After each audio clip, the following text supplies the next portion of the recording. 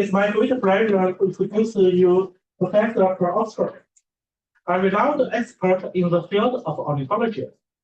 Professor Alstrom holds a position at the Department of Ecology and Genetics in Uppsala University in Sweden.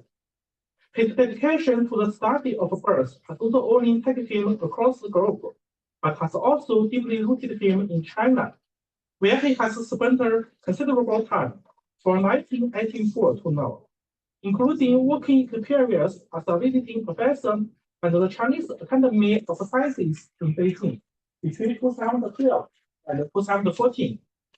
Professor Alstrom's extensive travels within China have yielded rich dividends in the form of numerous publications on Chinese bird species. His research contributions include the distribution of 6 newly discovered bird species in China. Today, we are fortunate to have Professor Alstrom share with us some of his groundbreaking research on the systematics and evolution of passerine birds. Passerines, commonly known as songbirds, are diverse and widespread group that forms a significant part of global biodiversity. Professor Alstrom's talk will delve into the intricacies of their classification and the processes that are led to their appreciation.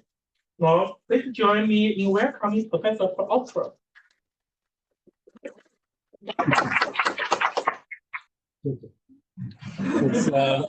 It's a great pleasure to be here. I've been to this university multiple times, just visiting my friends and colleagues, but I think it's the first time I give a talk to students here, so that's very nice. I'm very pleased. And as you just heard, I've spent much time in China. The first time I came before any of you were born in 1984. That's 40 years ago. And between 1984 and 2018, I was here almost every year. I really should be able to speak fluent Chinese, but I don't. Embarrassed to say. And I blame students for that, because students always want to talk to me in English. It's your fault. I cannot speak Chinese. But I've traveled very, very extensively across China. I think I've been to most provinces. There may be a few somewhere in central Eastern China that I haven't really spent any time in, maybe just gone through. But otherwise, I've been more or less all over the place. And it's been absolutely fantastic. I've seen a lot of interesting birds, mammals, fantastic nature, lots of nice people, eaten lots of good food. It's been really, really amazing. And today I will just share a few of the research projects that I have been involved with. And I want to say from the start that there's been lots of people involved. So not only me, of course, there's always every scientific study involves multiple people. When I started traveling in China, I did not know any Chinese ornithologists. So there were very few Chinese ornithologists in those days. I met a few, importantly, Professor Cheng Chozhen. I met him a few times in the 1980s. And I made friends with several other old professors. I think they're all dead by now, unfortunately. But then now it's fantastic to see so many people interested in birds and so many people working on birds. It's absolutely amazing. And I'm very, very happy that this is happening in China. So you are all the future of China. Congratulations. So I will just give you some things today, and I will start with sort of a very broad study that I've been involved with. So the superfamily Sylvioidea is has not always been recognized. So the first paper I published, I think, was published in 2006, where we did a phylogeny and tried to delimit this group of birds. So we sequenced lots of birds. We used, in those days, we used only mitochondrial DNA and a few nuclear markers, a few nuclear introns. When I started working, it was only mitochondrial DNA, and then later we got some nuclear introns, and now, as you know, it's whole genomes.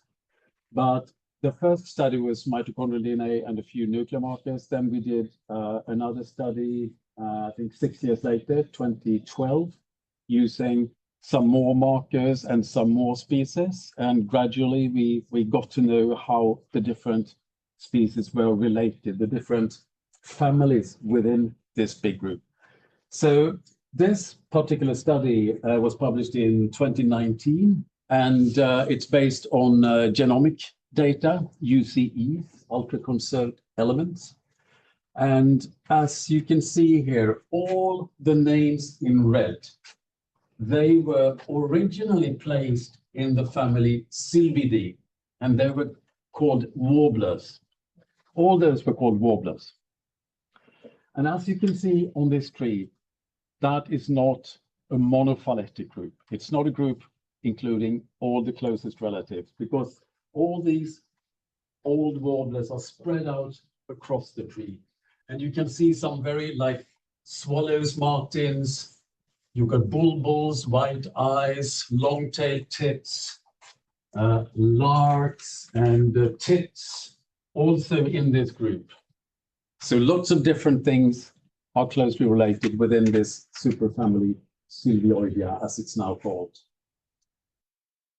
And we will, so I would just like to add that hence the term warbler is an ecological term. So it's a term that designates a group of birds that are similar in appearance because they have similar lifestyles. So it's convergent evolution. They eat the same things, they all eat insects or other invertebrates. They are rather small, they look similar. So convergent evolution has created this group that people used to call warblers. They're still called warblers, but now we know they are not all closely related. We will look at this group. You see here, we've got larks. And if you look at the next group, it's the Panuridae, which comprises a bird that is now called a bearded reedling. There's only one species in the family. It occurs in China. You can see it near Beijing. The bearded reedling, one species in the family Panuridae. And this single species was previously believed to be closely related to parrotbills. And you can see here the amazing convergent evolution here compared to the reed parrotbill you have here, compared to the bearded reedling. They occur in similar habitats. They look very similar, and therefore people thought they must be closely related. But the parrotbills are here. You see here in the Paradoxornithidae, so really, really, really far away. You need to go all the way down here, down here, to find the closest relatives. So that's more than 20 million years ago that they have been separated. So when you look at this, you think that there are many larks in the world, about 100 species of larks. And you think, wow, this bearded parrotbill, only one species, it must be a very strange species. But that's not true, because it's actually the larks that are strange. If you look at this entire group of birds, there are two groups that occur in open habitats, the larks and the swallows and martins. You know, they fly around and search for food. So they're in open habitats. Only larks and swallows, martins, of all these birds occur in open habitats. And the larks are different from the swallows in that they are terrestrial, so they occur on the ground. So of all these birds, only larks are only found on the ground. So it's the larks that are strange, not the parrotbill. So this shows the importance of having phylogenies to understand evolution. Because if you only, first, you would never think that parrotbills and bearded breedling are closely, that you would always think that they are closely related. You would never guess that larks and bearded breedlings are closely related. And secondly, if you had not had this entire phylogeny, you wouldn't realize that the larks are the odd ones. They are the ones that have adapted to a completely new niche, a completely new habitat compared to the others. We will look a bit more at larks. So here is a phylogeny that we published in 2013, covering about 80% of the species in the world. And don't try to see exactly what they look like here, and don't try to read the names, but look at the colors of the names here. So every color represents a genus as they were previously defined. So if you look at the green here, for example, you've got here, here, here, here, here, and they were placed in the same genus previously. Same with the ones in red, you see really on top and a little bit down, and then here and here and here. That's it. So they were all believed to be closely related. They were placed in the same genus. But as we showed in this phylogeny, they are not closely related. So this is due to convergent evolution and also very strong divergence in many cases. Last year, we published in the very famous journal Avian Research a paper on a new phylogeny of larks. So this includes all the species in the world except one. There's one species we could not get DNA from. There's only 3 specimens in the world, and they are all in the Smithsonian Institution in New York. And this paper was written during COVID, so we could not get those samples during that period. But we have so you see all the red names here are new for this study. So they were not included before. And no, actually there may be more. Anyway, those ones are new. Yeah, maybe these are all the new ones, actually. Yeah. And some of these we changed the names of. So based on these 2 phylogenies, we have changed the taxonomy a lot. So because things that are closely related must have the same name. You can't have things that are distantly related in the same genus. So the taxonomy was changed a lot based on this. Let's zoom in on one of these clades. And the ones here, highlighted in red here, they were placed in the same genus Calandrella. They were believed to be closely related because they look similar. They're small, they're very heavily streaked on the upper parts, usually a bit of streaking on the underparts. So everybody thought they were closely related, but they're not. So if you look here, I wish I had something to point with. Is this tripod? Yeah, finally something pointing. Doesn't work. Well, tripod's good. Very useful thing. Okay, I feel very at home having a tripod. Right? This was the first time I come to China without my tripod, actually, without my telescope, because I'm only here for a few days. Okay, this is more boring.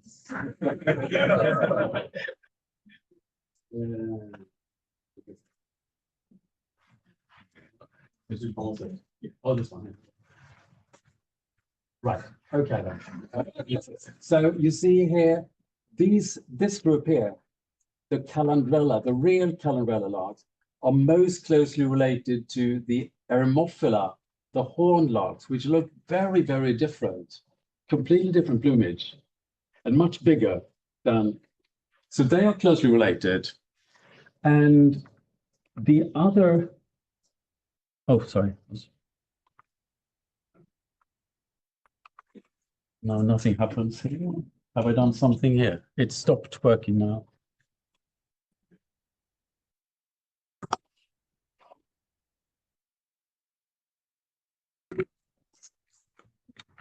Now it's working again. Okay, okay. I'll just go back one, two, here. Okay, fine. Thank you. So now you can see that this other group of former Calandrella, we place them instead in the genus Alaudalla. And they are more closely related to these guys here in this group.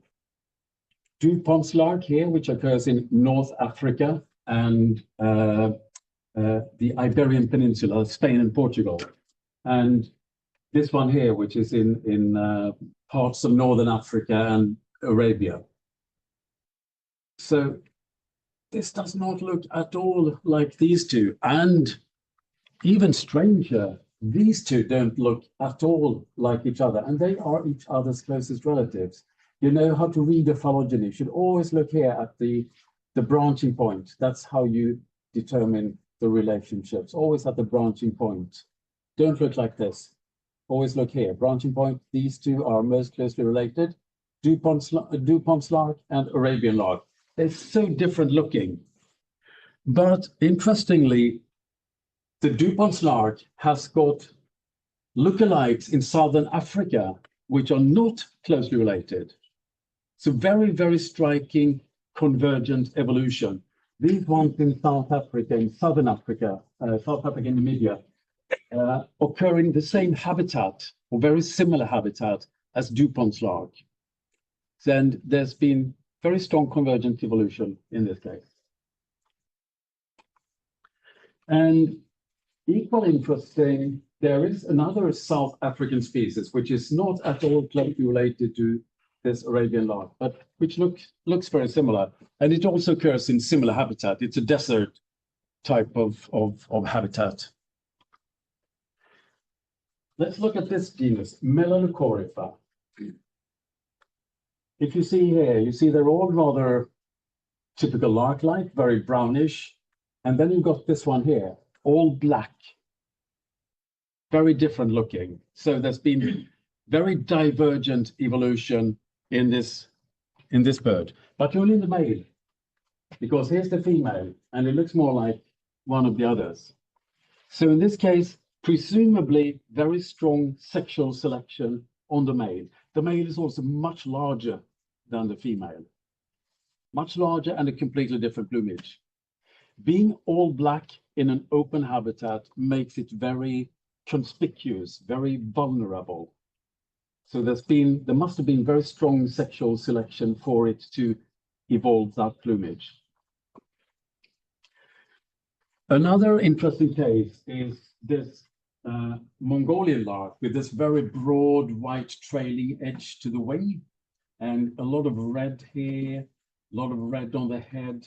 It was always believed to be closely related to the white-winged lark, which occurs in Central Asia. The Mongolian lark is in Mongolia, of course, but also in Dongbei and in Mongol. And this one is in Central Asia. I think it might breed in westernmost Xinjiang, or at least occasionally occur there. But anyway, they are not closely related, as we showed in our phylogeny. Again, very strong convergent evolution. This is now in the genus Alauda instead. Not Alaudalla as this one here, but Alauda. Skylark is in that genus. So here, let's have a look at the Alaudalla genus, the lesser short-toothed lark, Asian short-toothed lark, and sunlark complex. It has been treated as one species, sometimes two species, sometimes three species. And we'll see how many species I think there are. We sampled very broadly across the range. So the sunlark is down here, this one here, the sunlark. It's down in this area. It's a very, mainly along the rivers, actually, along river, on sandy river banks, and a little bit along seashores here. But whereas the others are inland most of the time in sort of semi-desert or slightly more grassy habitats. And I studied this species in Mongolia, in many different places, and we found places where two of these, the one that is called Chilensis and the one that's called Heine, they come very, very, very close to each other geographically. They might even meet, but I haven't been everywhere in Mongolia. So there could be lots of places where both of them occur together. But I've seen them really, really, really close to each other in slightly different habitats. And as you can see here, there are some differences in the wing shape between these. And having a very pointed wing like this one has, you see it's more pointed than this one. This indicates that this one flies longer distances. And actually, this is quite a long distance migrant. So if you ever see this species in central or southern China, it's 99% sure this one here, because that is the only one in this complex that migrates some distances. Also, there are some differences in tail pattern, as you can see here. But just look at these. When you see them on the ground, they're very, very, very similar. Slight differences in here in the wingtip, which is actually reflected here. But that's very difficult to see. You need good photos. So we did a phylogeny that showed quite deep divergences between 1, 2, 3, and 4 groups, and also some divergence here between these two. This one occurs in Western Mongolia and westernmost China, so in Xinjiang, whereas this one is in Nei Mongol and Eastern Mongolia and Dongbei.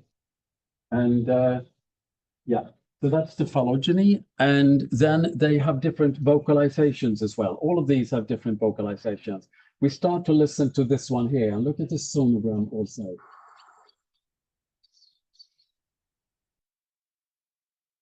It's rather long, drawn out, slightly scratchy, which begins with tut, tut, tut, tut.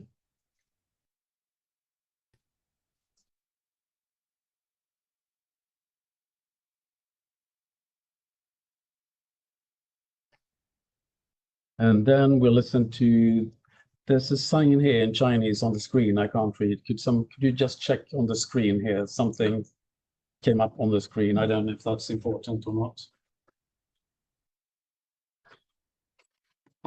Okay. So then I will play this one here.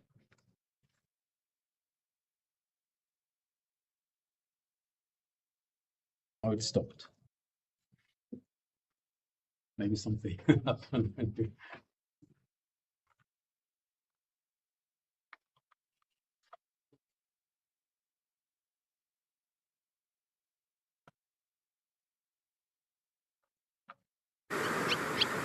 Okay, you have to listen to that again. Okay. We'll see. I'll try this one. Hope this one will start. Yeah. Much shorter, more abrupt, and not so scratchy as the other one. I'm getting warm now. I have to take some clothes. I'm warming up slowly. It's quite cold in Beijing, but it's even colder in my hometown. Okay.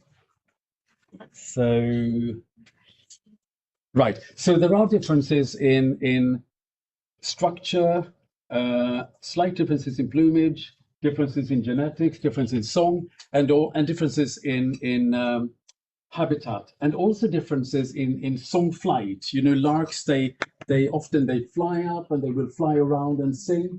And this one here, when it flies, it will fly like this all the time.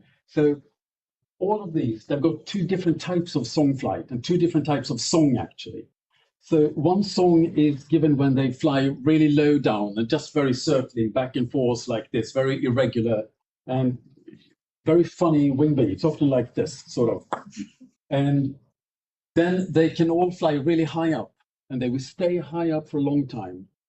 And when they do that, when they're high up, they sing this type of song. When they're low down, they will sing a continuous song, like all times, just babbling like this. But when they're high up, they have this song with rather short strokes, and then a silent pause and a short stroke. And when they sing in high song flight, they will, this one here, will flap its wings continuously, like this, all the time, flapping. Whereas this one, it will flap its wings and then sing and glide. Flap its wings, sing and glide, like that. So that's a difference. So there are many differences between these. And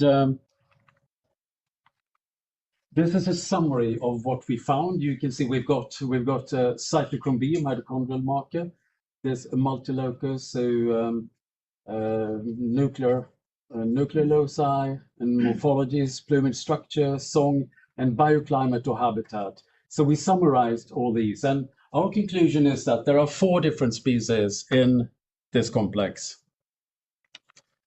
So here's another lark complex. I'm sorry, I will show quite a few larks today. I hope you like larks. I love them. So this was treated as a single species before. It was treated as the greater short-tailed lark. Even further back, it was treated as the same species as an African species of lark, which is now called red-capped lark. But red-capped lark was separated earlier from this complex. And there were 3 species, there are 3 species in Africa that was considered to be the same. So these look very, very similar. They do. They have a different cause. This one breeds in Western China, in Xinjiang. This one was previously thought to breed all the way from Indian border up to Mongolia. But I will show you soon that that is not correct. But here's the call. It's a quite different call. Quite different from this one. And we did a phylogeny as well. And you got here this one here. And then you got another species, the Hume's short-tailed lark, which breeds on the Qinghai Tibet plateau. And then you've got this one here. So you see, these are not even each other's closest relatives. Oh, yeah, sorry. So here's 2 different. So here, I was pointing slightly wrong. So here, you see, they're not each other's closest relatives, these 2.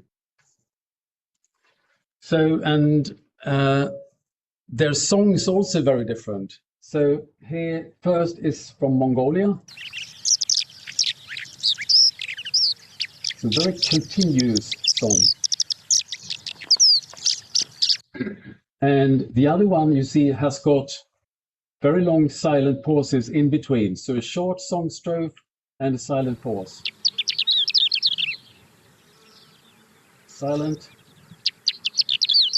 another one, and silent, so on. So there are quite distinct differences. And you see, this is the breeding area of the Mongolian short-tailed lark. And here, Western Mongolia and in Xinjiang, you've got the greater short-tailed lark. And maybe this one is also breeding in these places. We haven't got any definite breeding records from here, but there are records of birds rather late in the season that indicates that maybe it is also breeding here. But here it's definitely breeding, and I'm 99% sure that it's breeding here as well, because it's so close and there are records. But these ones, we can't be absolutely sure of whether they were birds on late migration or late spring migration or not. So I've now shown some examples where we've discussed taxonomy, and I want to introduce a term which you may or may not have heard before, integrative taxonomy. It's a term that has become very popular in recent years. And what does it mean? Well, it means that you should integrate as much as possible exactly what we have done here. So morphology, plumage and structure, vocalizations, DNA, behaviors, ecology, anything you can find that might indicate lineage divergence. I could actually share some slides with you later. You don't need to photograph everything. Would that be possible to, yeah? That could be arranged, I guess. Yeah. Yeah. And if, yeah. And you're welcome to write to me, of course, if you have any questions, if there's anything you want to ask about, just send me an email or use Wiki. Okay, so that's it. And one should consider species as testable hypotheses. So a species you could consider as an hypothesis, and you want to test it using different data sets. And as you all know, there are different species concepts. Some people favor the biological species concept. Other people favor the so-called phylogenetic species concept. And in this case, I would say, irrespective, it doesn't matter which species concept you prefer, you should still use this integrative process to delimit your species. Well, what about computer-based species delimitation? You might have come across that, and people just take DNA sequences, throw them into a computer, and poof, the computer tells you, you've got 3 species, congratulations. I think that is useful to a certain extent, but I don't think it's really sufficient. You need other data as well, and you can use it as part of your analysis, but not as your single analysis. Because if the computer tells you that you have 4 species, I think you need to evaluate that anyway using independent data. And morphological data, vocal data, behavioral data, all these are very good supplementary data, very good additional data to identify whether a certain group of birds has been separated for some time for others. And also these traits, morphology, vocalizations, can be very fast evolving.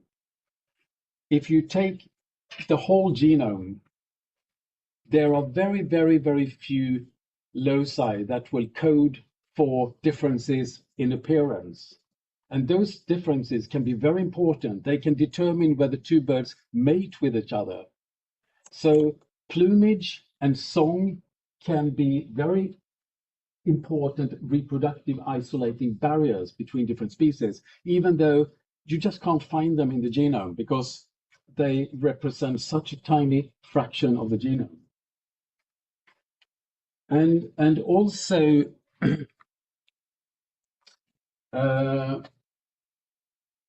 yeah, that's probably what I just said there, that they can lead to reproductive isolation very fast. So I think you should really use these methods, the computer-based species delimitation, with caution.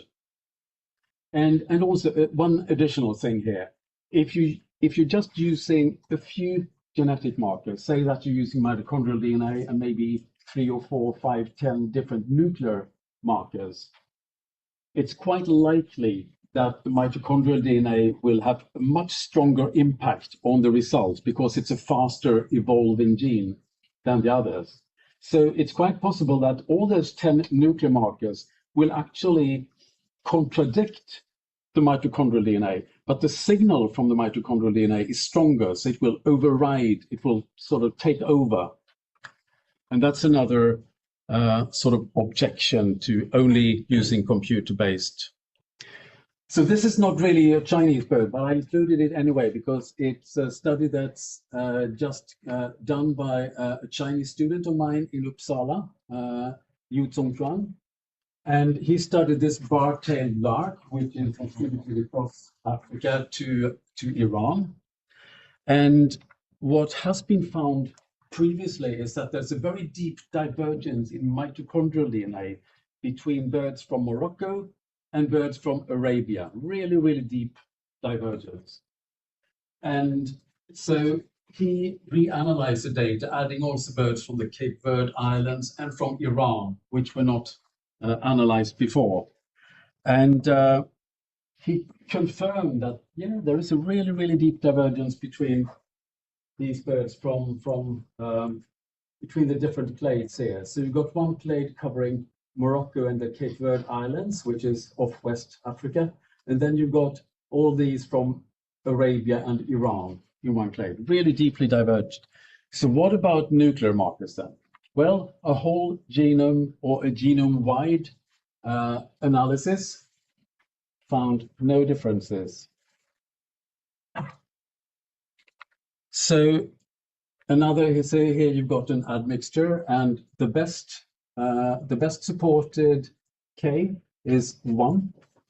So you can't treat these as 2 different species based on the data. Also, sound analysis support that no, there's no foundation for treating them as different species. So here's an interesting group of birds, the family Setidae, the bush warblers, and all the ones whose name are in black here. You don't try to read them, just look at the color. All those in black were previously placed in the genus Setia.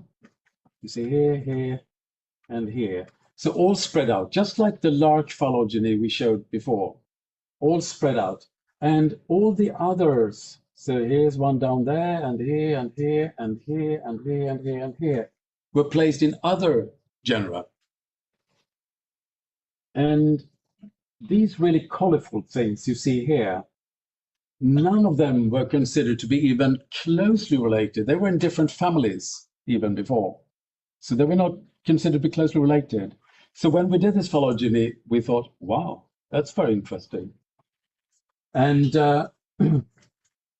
one thing that I did was I knew that the genus Setia, I knew they had 10 tail feathers.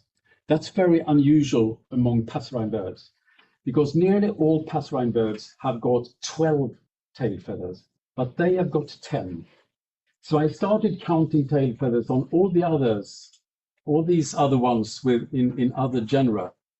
And it turned out they all have 10 tail feathers, except actually some of these really, really, really short tail ones. I've got even fewer than 10. It's really almost impossible to count the tail feathers because they're so tiny. But the others have got 10 tail feathers. So this is additional morphological support for this tree here.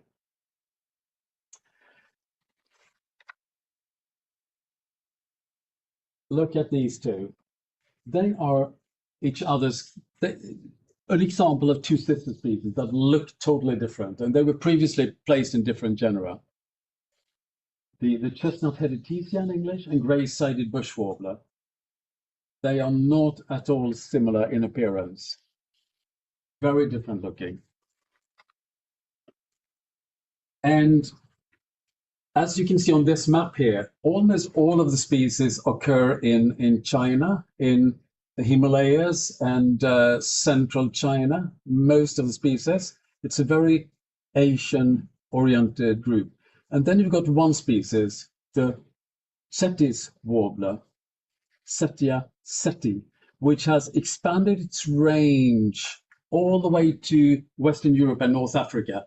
And it's also changed its habitat, because all of these ones here, all the others, they occur in mountainous areas. But this one is in wetlands, in the lowlands. So in reed beds, marshlands, etc., in the lowlands. Very, very different habitat and very different distribution. So very interesting. And here's another interesting thing. There is one species in this family in East Africa, in the mountains in East Africa. And its closest relative is here in the Himalayas in southern China, the pale-legged bush warbler. So how is that possible? What on earth is it doing there? Well, I think the most likely explanation is that there once upon a time was a large continuous distribution of an ancestor here, and this range just got extinct. And there's now just a small, tiny relic population left in East Africa of this once upon a time large distribution.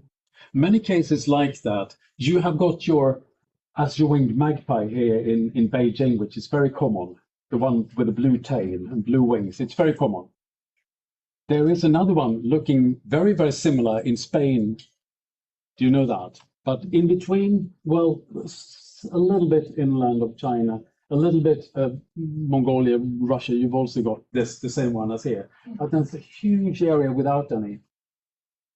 And people used to believe that when the Europeans went to China a long time ago, they would bring some birds back to Europe and release them there.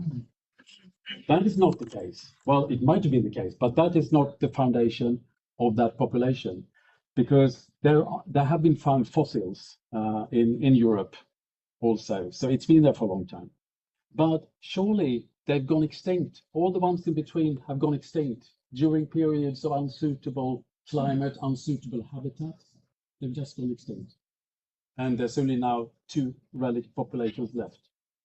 So there are many cases like that in birds and other animals. So if we just look at these two, the chestnut-headed tesia and the gray-sided bush warbler, they look so different. I mean, this one's got a long tail, plumage is very different, everything's different. But at least to me, the songs are more similar. I'll play first the gray-sided bush warbler. It's very short, fast. And, okay. And then the tesia. It's slower, but otherwise it's quite similar. At least I think it's more similar than the plumage and structure. I don't know if you agree with me, but anyway, that's my opinion. They sound more similar than they look.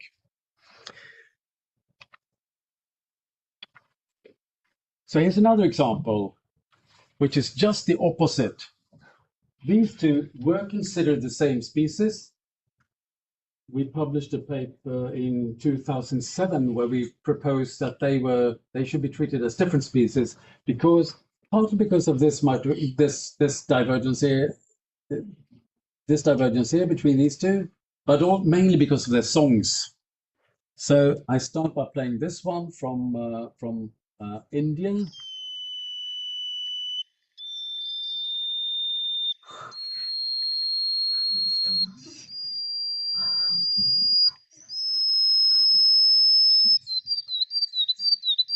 Very, very strange song. Very strange song.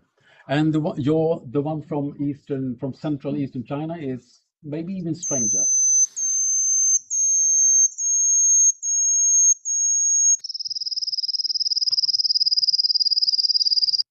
So almost identical plumage, but very, very different songs. And the first time I heard this in China, in Sichuan, I did not believe it was a bird. I thought, okay, that was probably 1984, 85 maybe, and I thought, no, that can't be a bird. And then I saw it, and it is a bird. It's got feathers, must be a bird. So here's another case where the plumages have not changed very much. You see there's some fairly deep divergences in this clade, but plumages look very similar. Vocalizations, there are some differences, but basically vocalizations are not so different. It's much more similar, I would say. The family Locustellidae, the grass birds and their relatives, are very widely distributed, as you can see here. Very wide distribution, even down here on lots of islands, including this big island here. And we did this phylogeny in 2011. And just like in the previous ones, the colors that are the same represent what people believed were the same species before. The same genus before. So here you see the black here, people thought were the same genus, and the red one, same genus, etc. And that is obviously not correct if this phylogeny is correct. And I think it is. But based on this, we revised the taxonomy. So we put all these in the genus Rhodopterus, all these in the genus Locustella, all these in the genus Locustella, Megalurus, etc. And then we published another phylogeny with more species. This is nearly all of the species in the family. I think we're missing 1 or 2, 3 species in the family.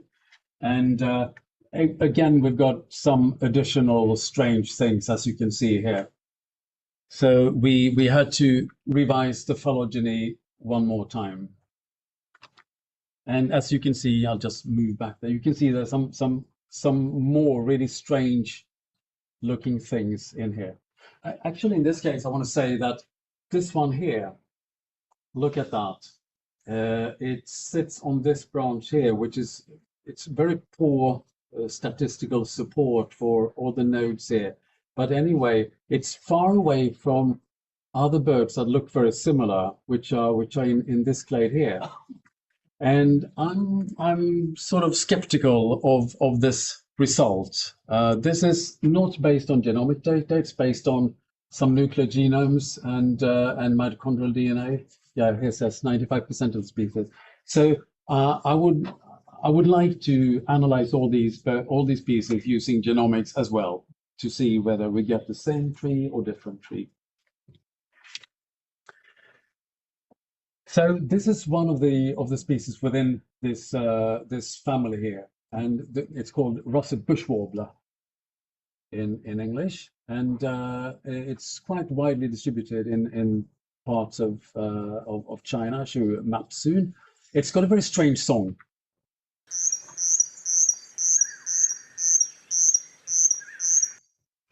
First time I heard that, which was actually in Thailand very many years ago, I thought, is that an insect or a bird?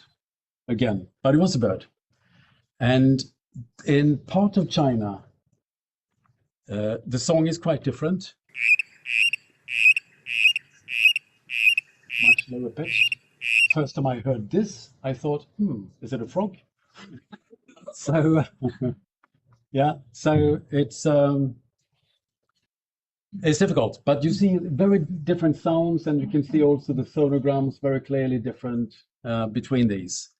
And we studied these in different places, and we found, so the low-pitched song, the frog-like song, is in this area, and the insect-like song is in this area, and the orange and yellow circles represent places where both song types have been heard. And if you look at this map in detail, there are some places in Sichuan where you can find both of them quite commonly together, but they are segregated by elevation most of the time. There is some overlap between them, but most of the time they occur at different elevations. And we did also some genetic analyses, and we found them to be clearly separate all the time. And we consider that there are 2 species, and one of them turned out to be undescribed, and we gave it the name Locustella Teng after the Chinese professor I mentioned at the beginning, Teng Chozhen, who I think he's done absolutely amazing work on Chinese ornithology. I bought his book even before, his big synopsis to the birds of China, even before I met him. It's an amazing achievement, really. And there's also, we identified this population in central Vietnam as a new species as well. Leaf warblers then, another of my favorite groups of birds.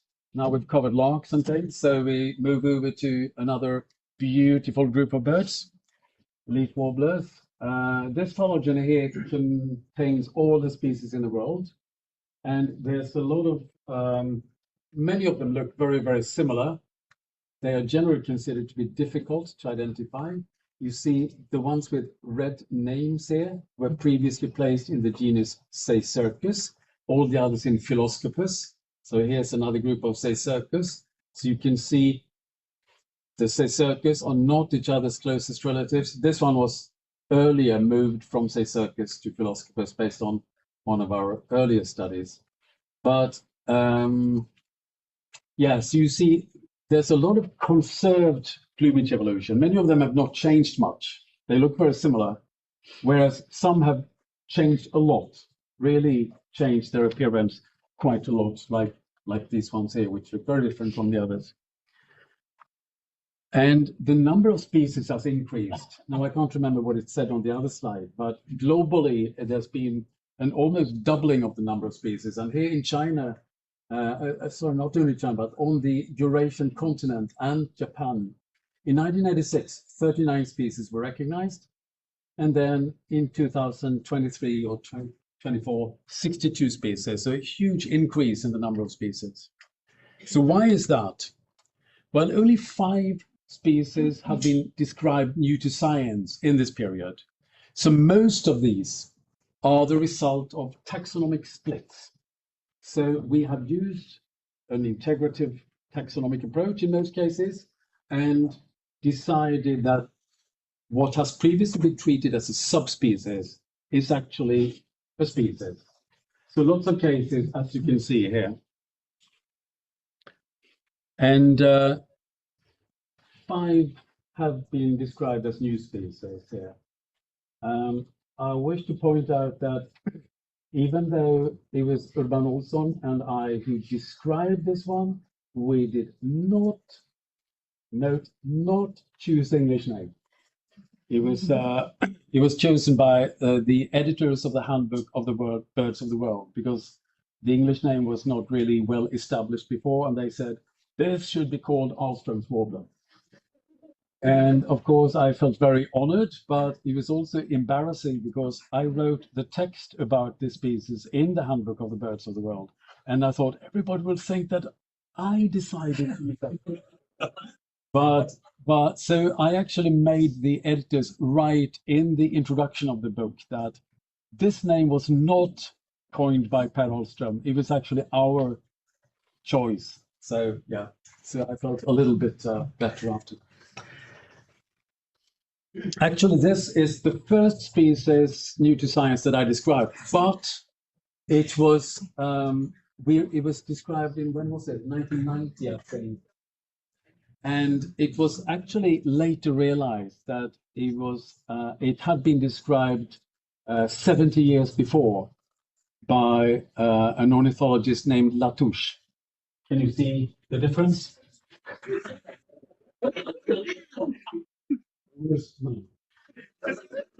Totally unchanged. So anyway, even though our scientific name is not valid anymore, we call it Philospis sichuanensis because we first found it in Sichuan province, and Latouche, he found it first in Yunnan province, but he only found 3 or maybe 4 individuals on migration, so he didn't know anything except that he saw, yeah, it looks slightly different, but we found their breeding distribution, their habitat choice, their nests, their eggs, their songs, their calls, everything. So we did, in a way, you could say that we found it anyway. But so here's my first field sketches of this bird. So now you see I've written the name here, but when I saw the bird, of course I did not write the name. So this I wrote later, the name of it. But this is from 1989 on the 9th of June 1989 in Jiuzhaigou in Sichuan. I did the sketches. So this is from the head from behind and head from in front, and the side view, yeah, and lots of notes about its plumage and appearance. And I got lots of sound recordings at the same time. So in these leaf warblers, the songs are usually more different than their appearances. So we have, as an example here, these 2, Hughes leaf warbler. It breeds in the mountains of central China, also in the mountains of western China, a different subspecies. And then you've got the yellow-browed warbler, which breeds up in mainly in Siberia, actually. It might breed in Dongbei, I'm not sure, maybe very northernmost part of Heilongjiang, maybe. But anyway, their songs are very different. They were previously treated as the same species, but the songs are very different. This one, yellow-brown. Very common bird on migration through Beijing. And the Hume's warbler, like this.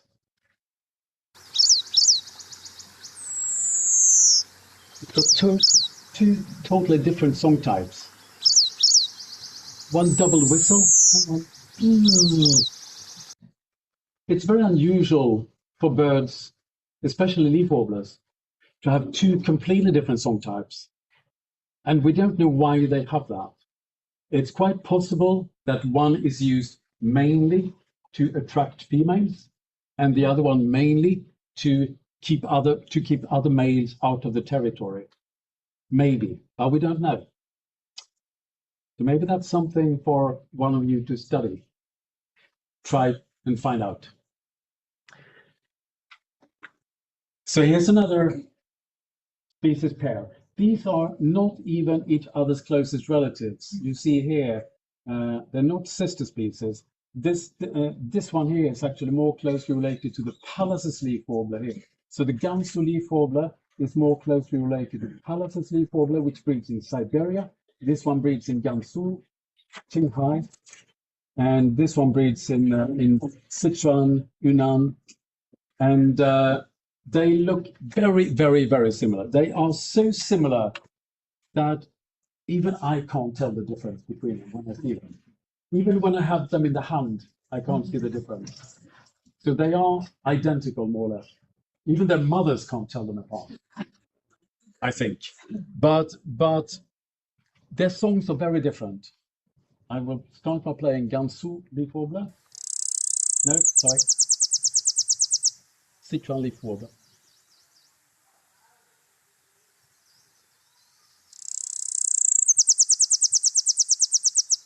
And it's also got two different song types, very different. Here's the other one. So the other one is just continues, whereas the first one is a short song, long pause, silent pause, short song, and the other one is just continues. And again, we don't know, have these different functions or not.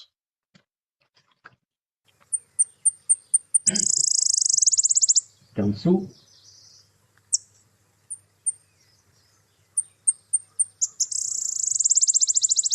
And it only has one song type, and it's quite different from this one.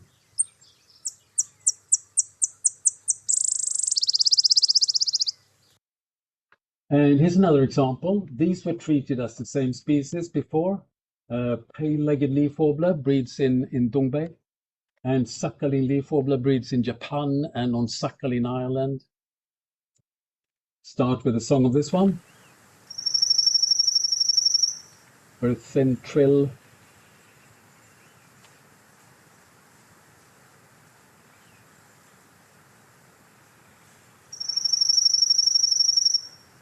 And Sakhalin, very different, totally different. In this case, it's slightly different because here you have two species that are not very closely related. There's several million years. I think, if I remember correctly, it might even be like 6 billion years that separate these two species. And you see they look very, very, very similar to each other. The Davidson's leaf warbler breeds in Yunnan, for example, and Blythe's also breeds in Yunnan. These two are from somewhere else, Vietnam, I think we call it these. But they have also rather similar songs. I start by playing Blythe's leaf warbler.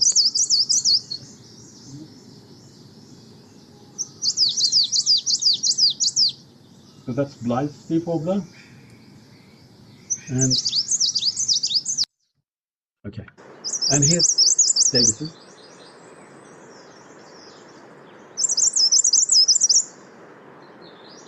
So pretty similar songs in this case. And one of my very good friends, who's also, I would say, an expert on philosophers warblers, he struggled to identify them, to separate them. So they really have very, very similar songs. But I mean, of course, you can hear the differences, you can learn the differences, but not as different as these ones here. So here, the golden spectacled warblers, we return to these. So when I first came to China, I was confused because I was walking, for example, on Shan in Sichuan. We started at low elevation and we climbed all the way to the top, or walked rather than climbed. It's quite easy to walk. But at low elevation, we heard birds with a very simple song. Then we got higher up and the song got more complex with trills. And we thought, maybe two different species. And then we continued walking even higher and the song turned simple again. And we thought, no, it was probably just individual variation. But then later on, we realized, no, there's actually different species involved. And you can see here that, here, we're looking at the Himalayas, in China first. You see there are actually 4 different song types here. And 3 of them are almost totally segregated by elevation, very, very small overlap. And there's one that is almost the same elevation as this one, but these 2 occur in different habitats. So one is in primary forest, so really good forest, and the other one is in secondary forest. It likes secondary forest. It likes along roadsides, for example, where the forest has been cut down, which is, you may think that's strange. All birds should like good forest, but some birds don't. Some birds like bad forest. And then there are also a similar pattern in the Himalayas. You've got 2 of these occurring almost entirely segregated by elevation. And then you've got these 2 species, which have always been treated as different species. These were all considered to be just the same thing. And these have always been treated as different, 2 different species and different from these ones. And you can see that they occur together here. So what else am I going to say here? I don't know. So I'll just play the one occurring at top elevation. It's got a very simple song. It's rather slow, rather low pitched. It's got this little introductory note, which you will hear like a little tip before the song.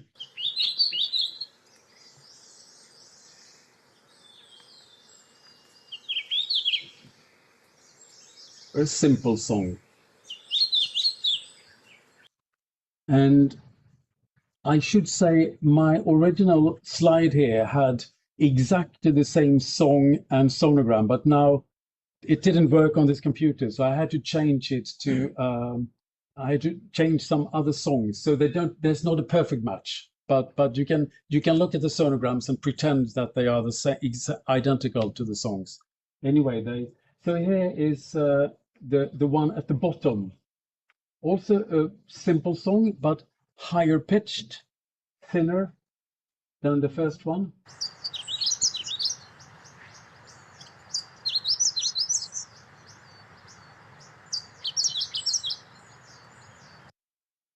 And then the one of the 2 in the middle, it has always some trills in the song, some trrr, but you don't hear that all the time. But sometimes you have to wait for a while and then you will hear a trrr. But even if you don't hear the trrr, you can learn to identify it because it's slightly different anyway from the other 2.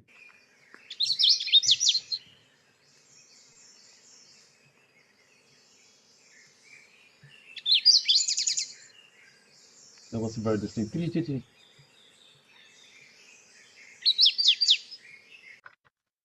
And then the one in the disturbed habitat, the one that likes the bad habitat, the gray crown warbler is called these days. It's got a lot of trills. It might trill, sometimes it trills all the time. And it usually begins every song stroke with a little tick like this.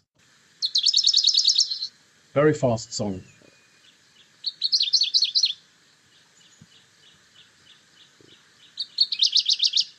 So there are consistent differences in song between all these birds. And when we did a phylogeny, we found that these guys here, they do not form a monophyletic group. They're not even each other's closest relatives. 4 of them are. But then 2 others, this one and this one, are more closely related to the 2 other species that we showed before that looked very different and that have always been treated as different species. And we also found that they are quite anciently diverged. So the oldest divergence here, according to this particular study, we was published by Chang Dezhi and others, including me, was estimated age as 4.5 million here, whereas one of our previous studies, I think, got down to 6 million years there. Divergence time estimates are always, you should always take them with a pinch of salt. You should always be careful, never trust age divergences, never ever trust age divergences. They are always a bit dubious. What's also interesting here is that the majority of the genome, if we took like millions of SNPs, we would get this Ormaiensis as sister to these 2. So it would connect to this branch. And then this Sora would be sister to the others. But for some reason, we tested that using lots of different methods and came to the conclusion that this is actually a more reliable phylogeny here. So one should always be careful about phylogenies. Don't trust phylogenies either. Don't trust anything in science. Now you should always, honestly, you should always be careful. Whatever you find, you should always consider, does this make sense? Can I trust my data? Especially if you have, if you say that you do a study, you have a phylogeny or a population study, and you find some outliers that are very divergent, then you need to ask yourself, first, are these the correct species? Have they been correctly identified? Or is it possible that somebody who collected the samples, if you did not collect all the samples yourself, is it possible that one of your colleagues or fellow students actually made a misidentification? I've come across lots of cases where people have misidentified birds and even published those misidentified birds. It's quite common. So you should always take care, especially if you find something that, I wonder if this is correct, then you should be careful. Here's a funny bird with a very, very funny song. It's got one of the strangest bird songs I know. And it occurs from the eastern Himalayas, northern Vietnam, and then parts of China. Now stop, please. Thank you. It was treated as a kind of wren babbler, and here's another wren babbler, which you see.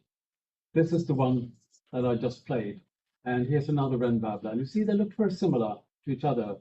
So it's no surprise that people thought they were closely related.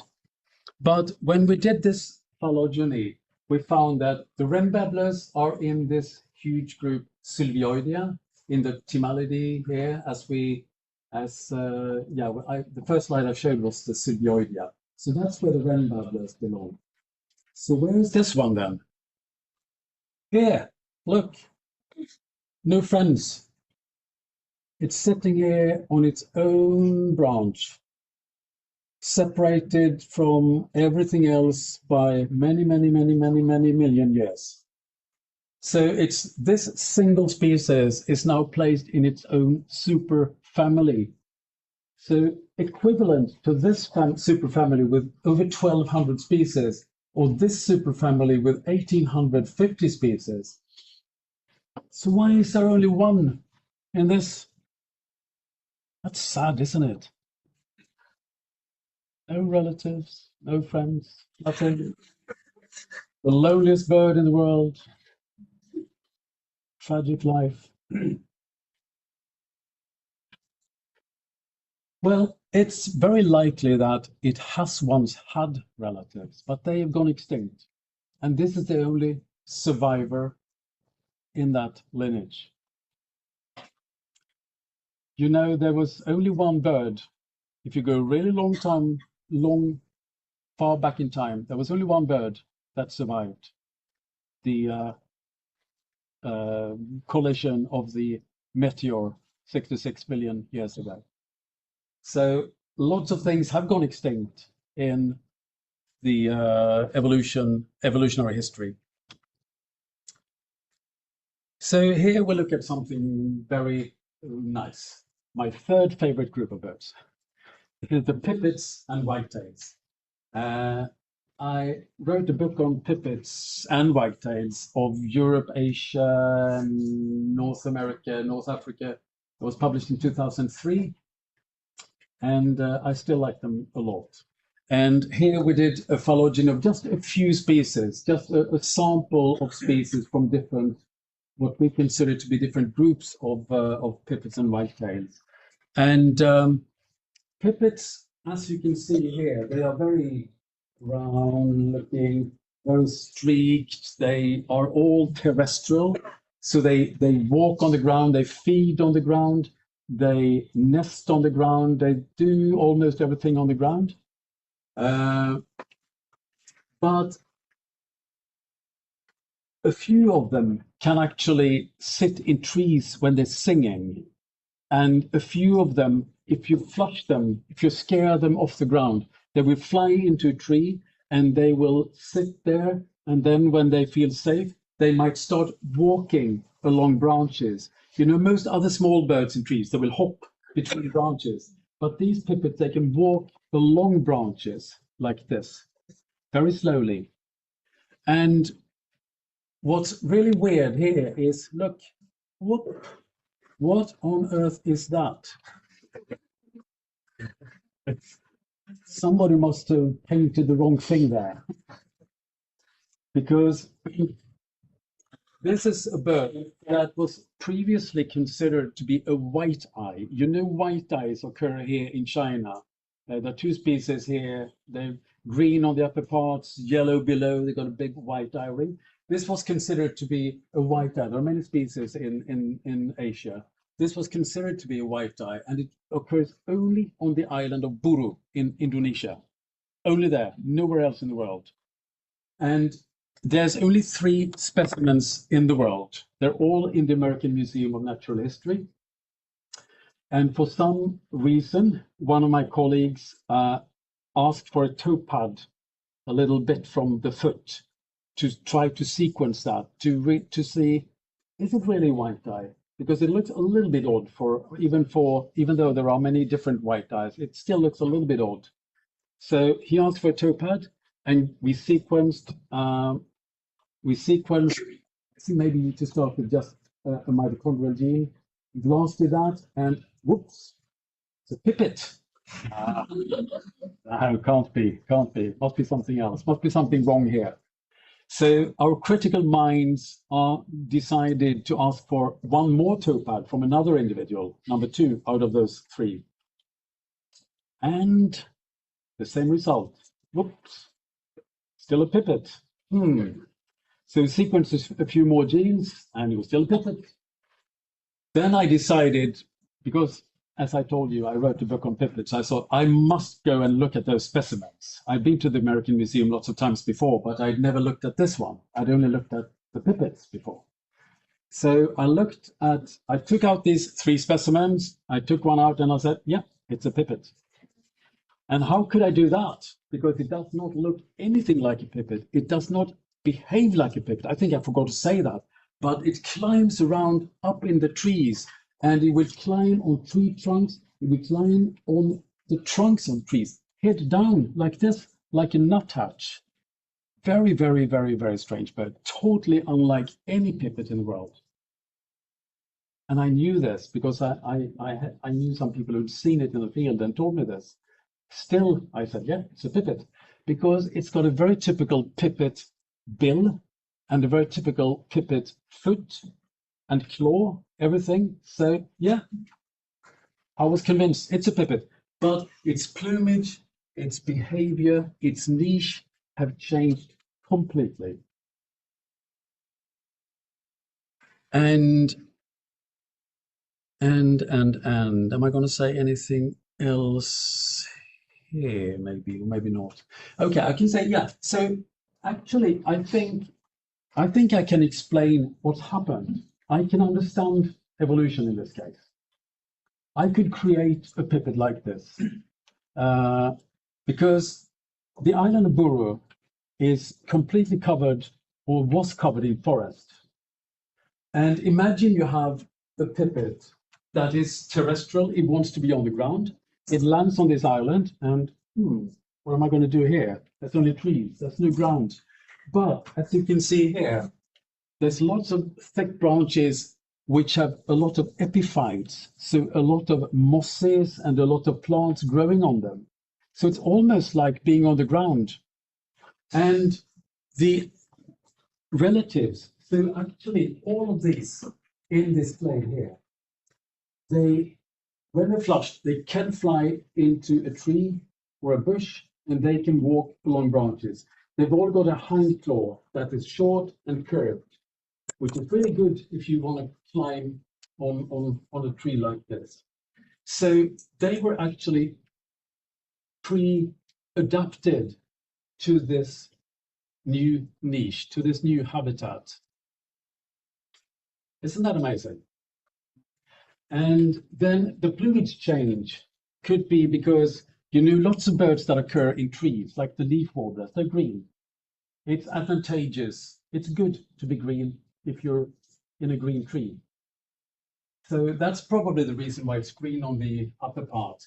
The orange throat could be maybe sexual selection, who knows, or just something random. Nobody knows. Anyway, I think this is one of the most amazing things I've been involved in finding. You can all read it in this paper here, the open what's it called? Royal Society Open Science. It's called the journal, 2015. So here's also another interesting thing in this phylogeny.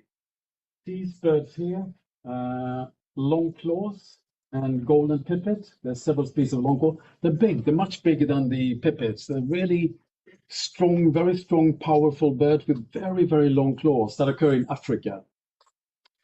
And everybody knew before that they were closely related to pipits, but nobody would suggest that they were actually more closely related to these pipits than these pipits are to these pipits. You see, if you look at the phylogeny here, they are here.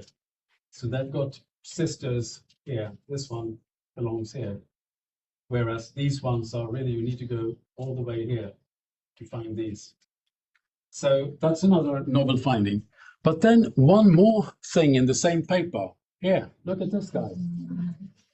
A little brown meatball among all these amazingly colorful wagtails. It is endemic to the island of Sao Tome of West Africa, which, just like Buru, is an island covered in forest. All the wagtails are terrestrial. They feed on the ground, they nest on the ground, they do everything on the ground. Sometimes they might sit in a tree. And interestingly, this one here, the forest wagtail, it actually nests in trees. And it can walk along branches, just like those pipits I mentioned and the madanga, can walk along branches like this. But all the other wagtails, the real wagtail, are terrestrial.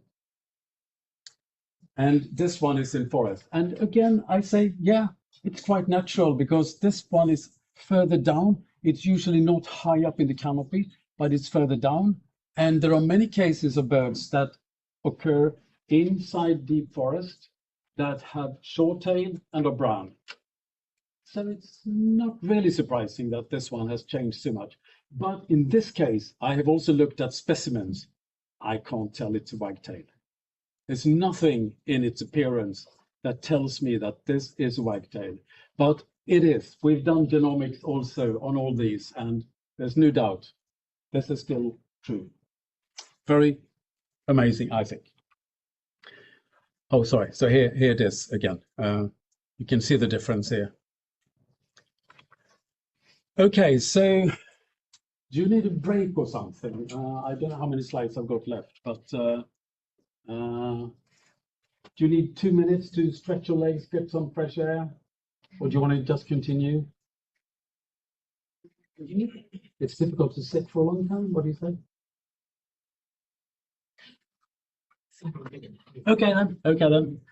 You're tougher than Swedish students. So allopatric speciation, you've all heard of. You've got one population to start with. This population can become separated into different populations, more or less different geographically, even maybe some parapatry, some contact. With time, they will diverge in various aspects. Could be plumage, could be structure, could be vocalizations, could be anything. Of course, DNA will also diverge with time. These birds can be, they're all still very closely related and they don't occur together, but they can be sympatric with other species that are quite different. So these other species are clearly reproductively isolated from the other ones here, and they're also ecologically differentiated. So they occur in different habitats, these ones that don't compete, or maybe they occur in the same habitat, but you see, for example, this one's got a very different bill, and it's much larger, so it feeds on different food than these guys here. So you've got reproductive isolation and you've got ecological differences that permit species to coexist. Then with time, these species might have diverged so much that if they come back into secondary contact, they are sufficiently different to be able to coexist. So they might have evolved reproductive isolation. Maybe they've got different songs, so they don't respond. Females are not interested in the song of the other species. Females of one species are not interested in males of a different species. Or they have different behaviors or something. Or maybe they mate every now and then, but the hybrids have low fertility, for example. So low fitness. And probably there are some ecological differences as well between them. And we showed in this paper, and it's been shown by lots of other papers as well, but I'm just talking about one of the papers I've been involved with, also by a Chinese student who might be watching today. I don't know. I will meet her on Sunday for the first time in 10 or 15 years. Yu Baoyan. And we showed here that in the prunellidae, the accenters, these two are the youngest pair that are sympatric, and they are also the pair that are most different in both plumage and in structure here. So in this case, you've got two species that are very different looking and very different in structure that occur together, but they're very recently separated. So this shows that if you have very fast evolution of plumage or structure, you might have sympatry earlier than you would otherwise normally have. And I will come back to that soon. We'll look at these wagtails here. These are the yellow wagtails, and you see several of these on migration here through China. All these eastern ones will migrate here. And you got this one breeding up in the north of China. You got this one breeding in the west of China. And as you can see, there's a very complex pattern here. you have got birds with a gray head and white supercilium, white stripe over the eye, in lots of different places. You see these here. And then you have, I can use this one. And then you have birds with a totally gray head, also in many different places. And you got birds with a lot of yellow on the head in other places, all spread out. So it's a very, very strange pattern. How on earth has this evolved?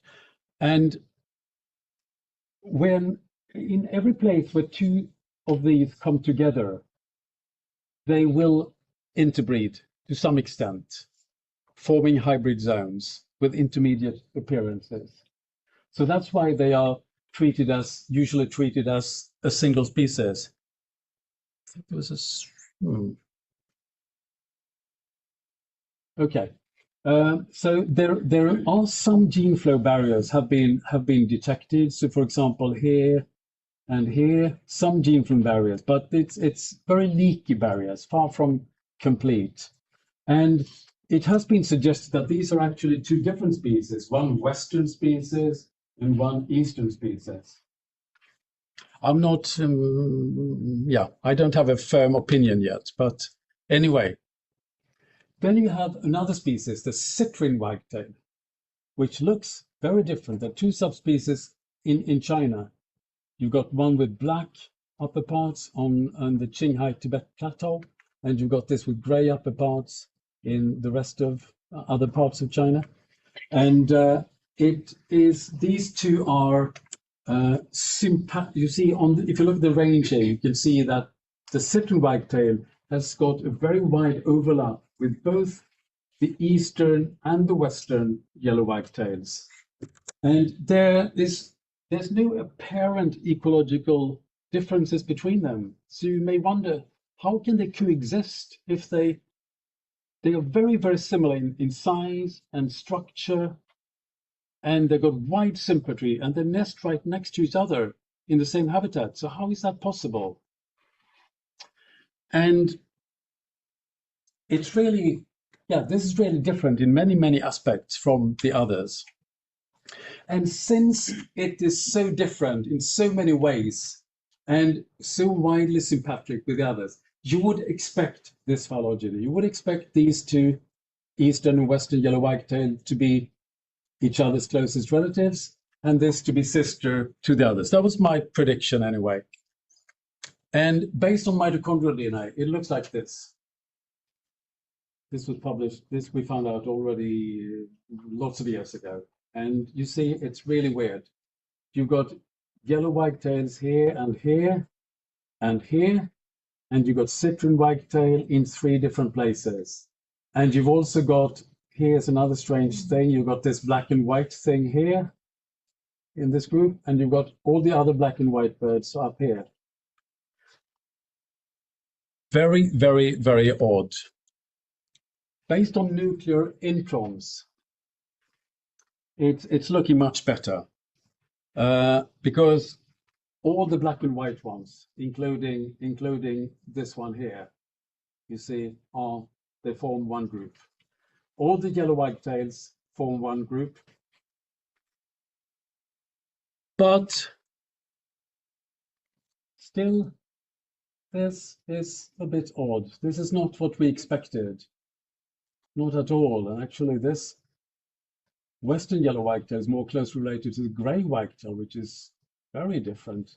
So very odd. So when I got the mitochondrial tree, I did not believe that at all. I thought this is the true mitochondrial tree, but it's not the phylogeny. So here, based on genome-wide SNPs, it's looking quite good.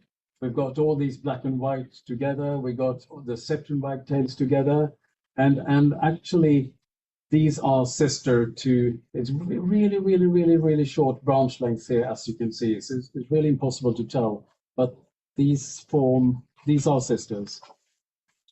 And then we used even more data, and we got this tree. We got this tree here, where we got three very different lineages. And these are eastern birds, which should be in this clade. And you see the citrine wagtail is sister to the western yellow wagtail, plus these eastern birds. So still very strange, and we are struggling to understand what's going on. I've already shown this. Why did I show it twice? It was a mistake. But so here's another tree showing citrine as a distinct group here. When K is larger than 2, at least, you've got. So when K is 2, you've got citrine together with the eastern yellow wagtails, except for this one, which is a admix between eastern and western. And then citrine separates out here at higher Ks, but it's still a very, very complex picture, and we don't quite understand what's going on. PCA shows citrine to be quite well differentiated, but you've got this sort of almost geographical decline here. These are the eastern ones that are here. These are the real eastern ones. So very odd situation. And conclusion is that we certainly have three separate lineages: eastern, western yellow wagtails, and citrine, which separated very close in time, almost simultaneously.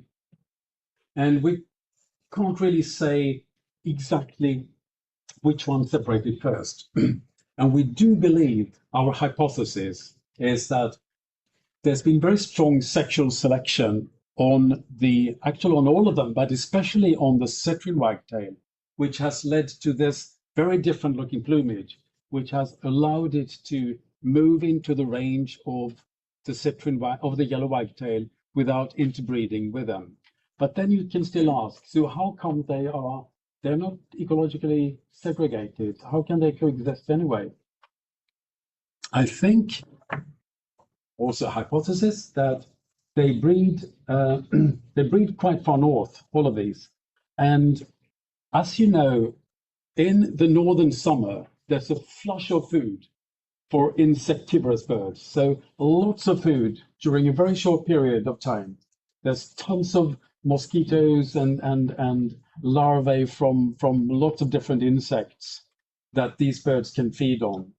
So I think the competition between them may not be so strong as it would have been if they'd been resident in one area where food had been more limited.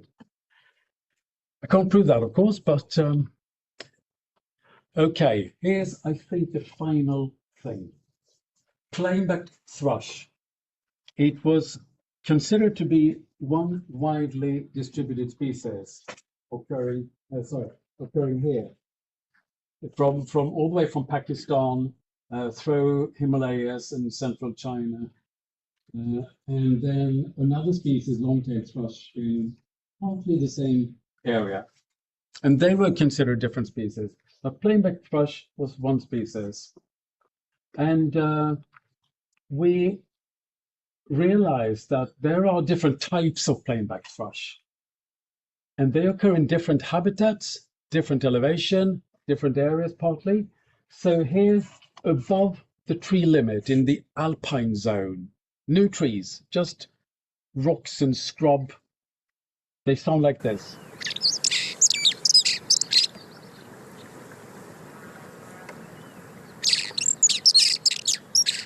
Extremely scratchy song.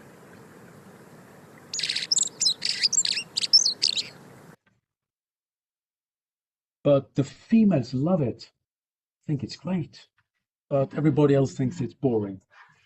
But when you go down into the forest, they sound very different.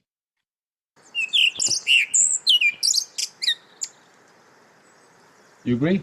Beautiful, different song.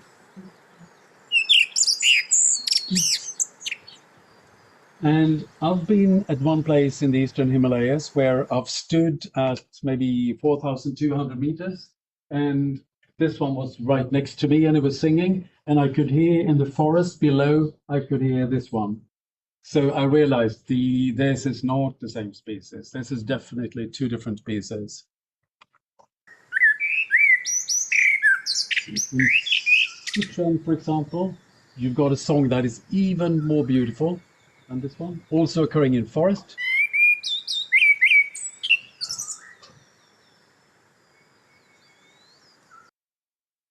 And I've been studying these birds with Chow Chow, who's sitting down there. We've done expeditions together to study these birds, yeah, it's been very fun. And also, see, I'm not playing the song of the long-tailed thrush, but we found using DNA that these have been separated for a long time. And this one we realized did not have a name. So we proposed to name it after India's most famous ornithologist, who is long dead, Salim Ali. Sadly, I never met him, but we nevertheless wanted to honor him. He's done amazing work for Indian ornithology. So here's the phylogeny showing these deep divergences. Here you see these three lineages. And then we've got this one here, which we don't really know what it is. We just accidentally found it when we sequenced some towpaths. And Chow Chow and I, we heard birds in one place in Tulungjiang, which we think was actually this one. But we can't be sure because the towpath samples were, well, we can't really be sure of whether they were taken on the breeding grounds or somewhere else. And anyway, they sounded slightly different from these ones. We've been back there again and tried to see them, but no luck so far. And yeah, we'll try again.